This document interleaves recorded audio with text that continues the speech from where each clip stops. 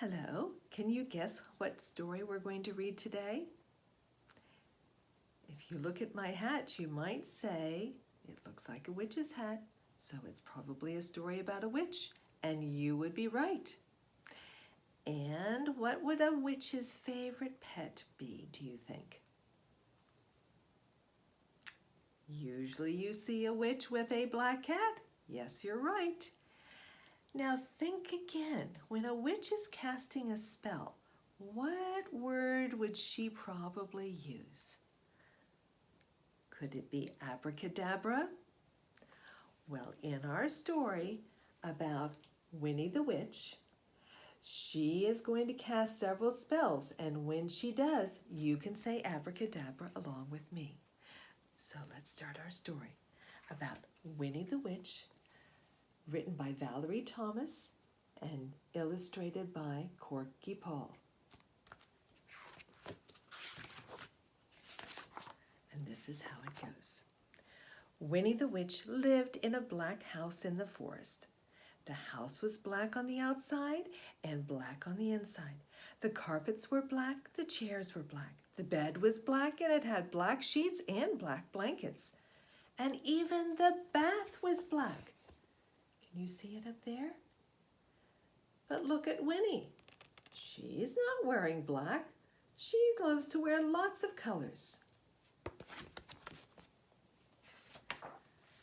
Winnie lived in her black house with her cat, Wilbur, and he was black too.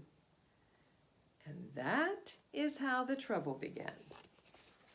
There's Wilbur, and here's Winnie. I like her stockings, don't you? When Wilbur sat on a chair with his eyes open, she could see his eyes anyway, because they were green. But when Winnie went over and Wilbur had closed his eyes and gone to sleep, Winnie couldn't see him at all, and she sat on him. I don't think Wilbur would like that. When Wilbur sat on the carpet with his eyes open, Winnie could see him. She could see his eyes anyway. But when Wilbur closed his eyes and went to sleep, Winnie couldn't see him at all, so she tripped over him. One day after a nasty fall, do you see Wilbur up there and Winnie at the bottom of the steps? That's a terrible fall.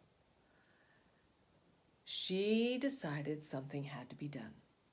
She picked up her magic wand and she waved it once and said, abracadabra. And Wilbur was a black cat no longer. He was bright green. Look at him.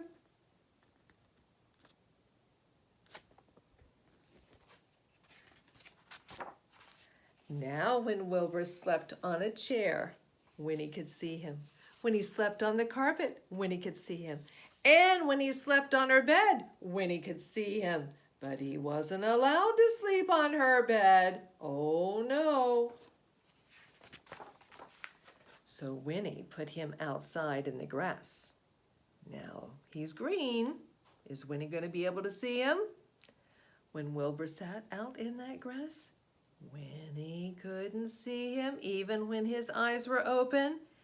And when Winnie came hurrying outside, she tripped over Wilbur, turned 3 somersaults, and fell into a rose bush. Do you think she's pleased?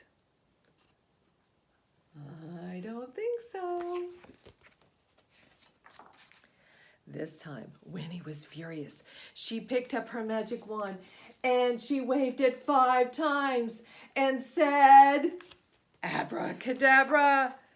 Wilbur had a red head and a yellow body and 4 purple legs and a pink tail, but he still had green eyes.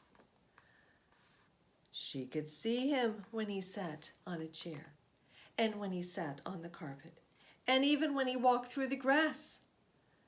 She could even see him when he climbed to the top of the tallest tree. Oh dear, he doesn't look very happy, does he? Poor Wilbur.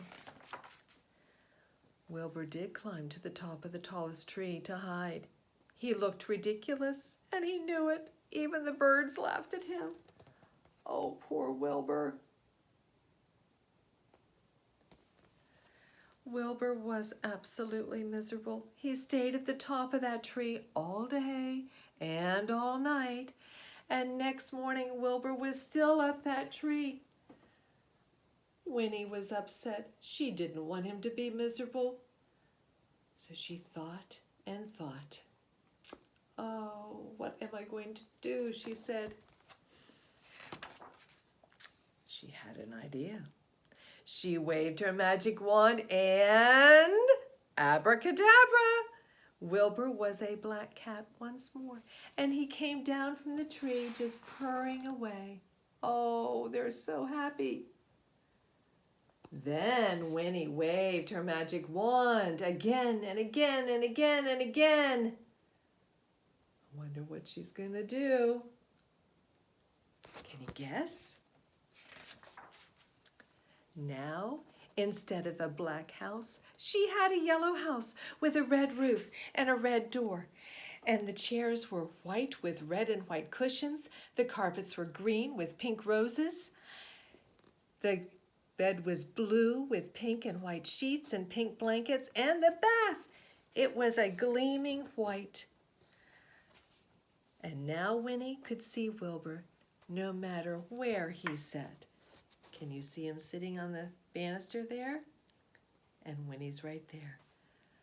That was a perfect way to solve the problem.